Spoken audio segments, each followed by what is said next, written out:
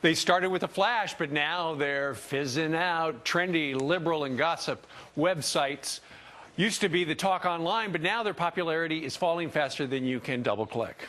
Why is that? Larry O'Connor has been examining this. He's the editor-in-chief of Breitbart TV and a radio talk show host out in L.A. as well. Good morning to you, Larry.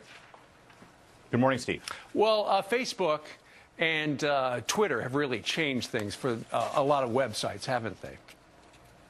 Yeah, especially websites like Digg, where you used to go to sort of see the aggregation of what people are talking about and what's trending. Because of Facebook and Twitter, you can still see that, but you see it from a select group that you've chosen. Your friends, your business associates. It becomes much more personal. Right, and so websites like Digg that you just mentioned, they're falling through the floor. I mean, nobody's using them anymore when they can use things like Facebook and also Twitter.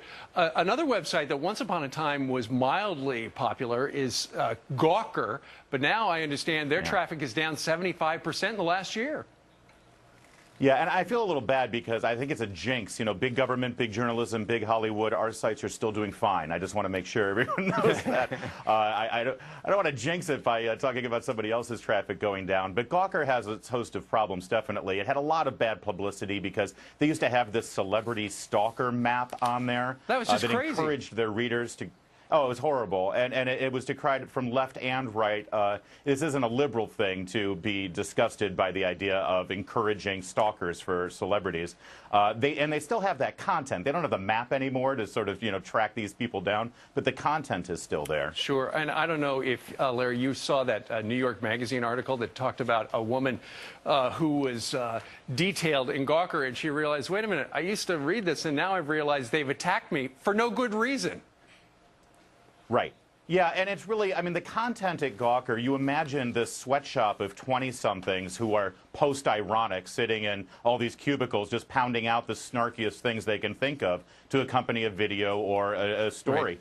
Right. That's the problem. It's wall-to-wall snark, and a little dose of that at the beginning when the website first launched was interesting, but now it's become so redundant. It's as predictable as the end of a Scooby-Doo cartoon. We know that it's the old guy in the rubber mask, It always is the guy in the rubber mask.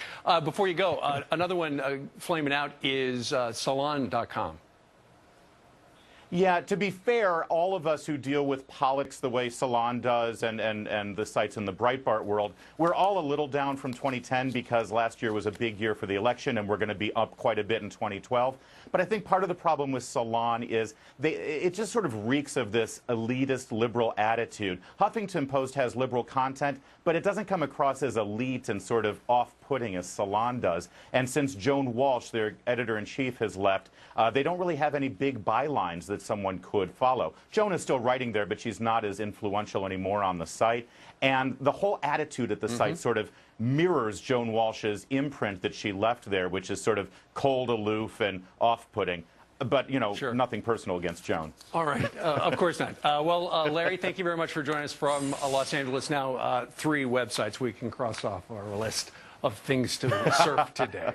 All right. Thank you, sir. But keep going to the Breitbart sites. Why not? You work there. Thank you, Larry. Straight ahead.